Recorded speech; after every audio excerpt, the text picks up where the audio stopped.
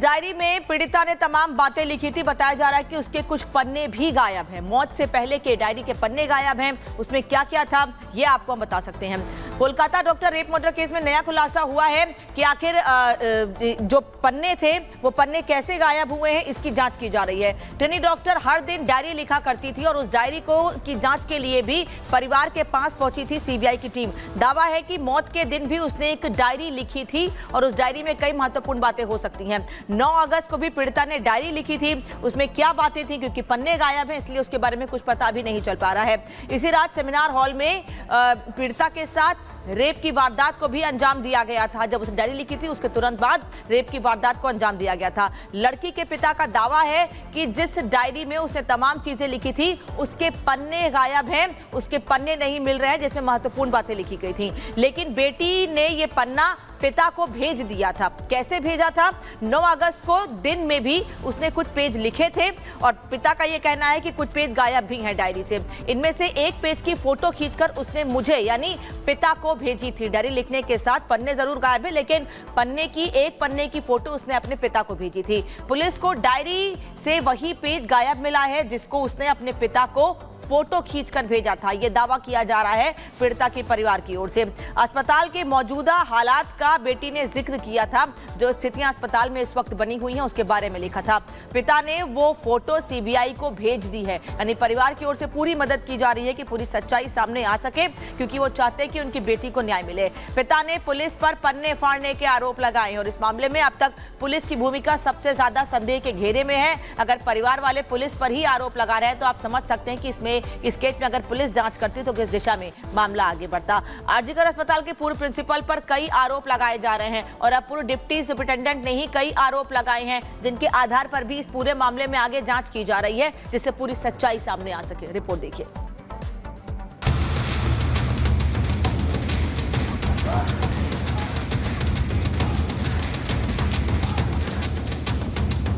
कोलकाता के RG Kar medical college में lady doctor के साथ हुई दरिंदगी और हत्या के मामले में सीबीआई के रडार पर आए पूर्व प्रिंसिपल संदीप घोष की मुश्किलें बढ़ती ही जा रही है। एक तरफ जहां सीबीआई लगातार घोष से पूछताछ कर रही है, तो वहीं दूसरी ओर आरजीकर मेडिकल कॉलेज के पूर्व उप अधीक्षक अख्तर अली ने उन पर संगीन आरोप लगाए हैं।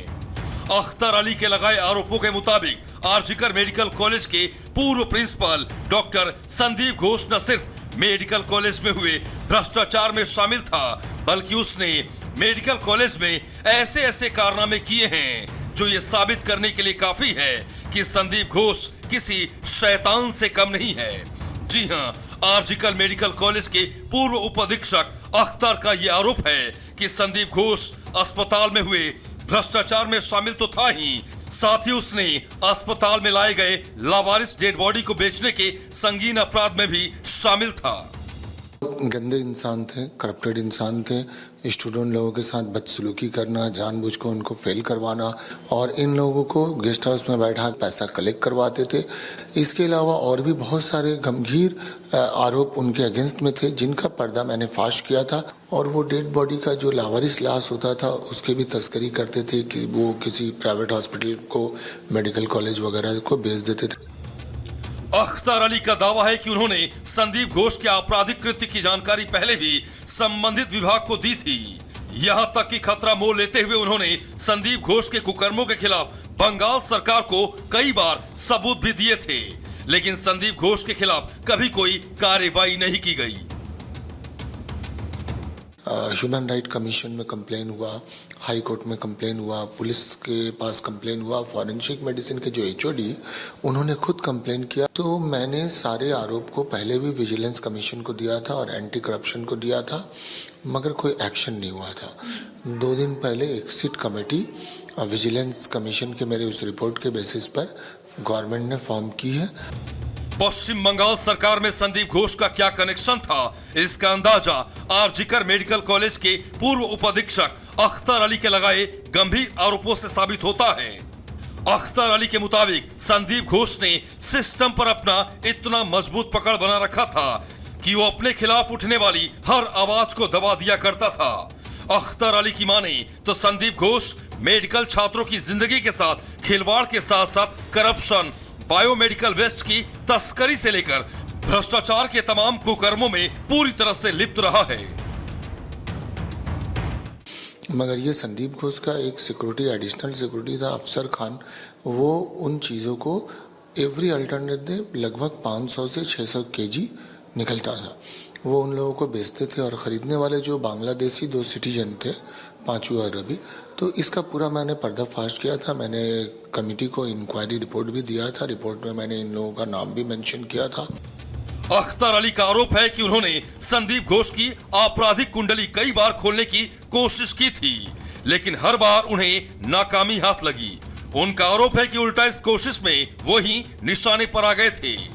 लेकिन ये तो सिर्फ आरजीकर मेडिकल कॉलेज में संदीप घोष के कुकर्मों की झलकियां भर हैं, क्योंकि सूत्रों के मुताबिक सीबीआई लेडी डॉक्टर के रेप मर्डर केस में भी संदीप घोष की भूमिका को लेकर जांच कर रही है। क्योंकि सीबीआई को शक है कि आरजीकर मेडिकल कॉलेज में रेप हत्याकांड के बाद क्राइम सीन पर जिस तरीके से सबूत मिटाए गए और वहां कंस्ट्रक्शन का काम शुरू किया गया, उसके लिए भी संदीप घोष ही जिम्मेदार हैं। जानकारी के मुताबिक इस वक्त सीबीआई संदीप घोष से जुड़े जिन सवालों का जवाब तलाश रही है, उनमें कई सवाल ऐसे हैं जो संदीप घोष की तरफ शक की उंगली उठाते हैं। मसलन संदीप घोष ने लेडी डॉक्टर के परिवार को क्यों कहा कि उनकी बेटी ने आत्महत्या कर लिया है? क्या संदीप घोष ने हत्या की वारदात छिपाने की कोशिश की ताकि सबूत को मिटाया जा सके? पुलिस को जानकारी देने से पहले संदीप घोष ने अस्पताल स्टाफ के साथ मीटिंग क्यों की? वारदात के बाद संदीप घोष ने फौरन इस्तीफा देकर कहीं और ज्वाइनिंग क्यों किया? क्राइम सीन को प्रोटेक्ट करने के लिए अस्पताल प्रशासन ने कदम क्यों नहीं उठाए? कहीं ऐसा तो नहीं कि लेडी डॉक्टर के रेप मर्डर के तार किसी बड़ी साजिश का हिस्सा हैं? जी हां, सवाल कई हैं और हर सवाल का जवाब कोलकाता के आरजीकर मेडिकल कॉलेज में हुए लेडी डॉक्टर के रेप मर्डर केस की दिशा बदल सकता है। ऐसे में सारे सवालों का जवाब तलाश रही सीबीआई आज सुप्रीम कोर्ट में क्या जवाब दाखिल करती है, पूरे देश की नजर उसी पर टिकी है। Bureau report,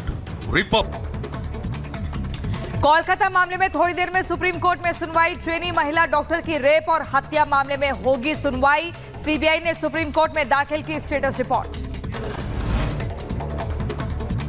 Kolkata rape murder case में जांच तेज। सीबीआई के रडार पर केस से जुड़े 25 किरदार। जांच के घेरे में संजय रॉय, संदीप घोष भी।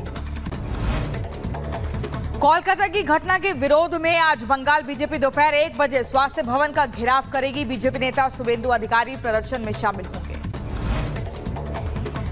कोलकाता की घटना पर आज राज्य सरकार के कर्मचारी भी करेंगे विरोध प्रदर्शन। दोपहर 1:30 बजे स्वास्थ्य भवन और नव महाकरण में प्रदर्शन होगा।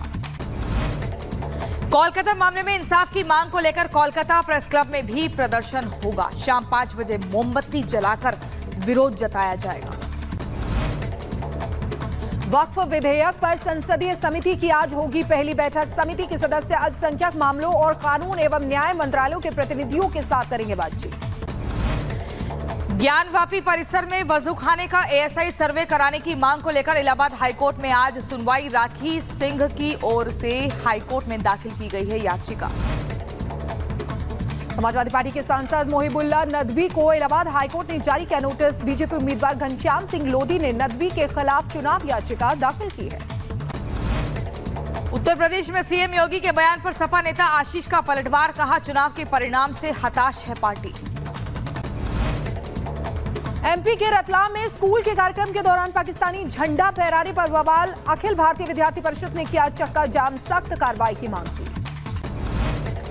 बदायूं में दलित संगठनों के धरना प्रदर्शन के दौरान सिविल ड्रेस में सिपाही की पिटाई, मारपीट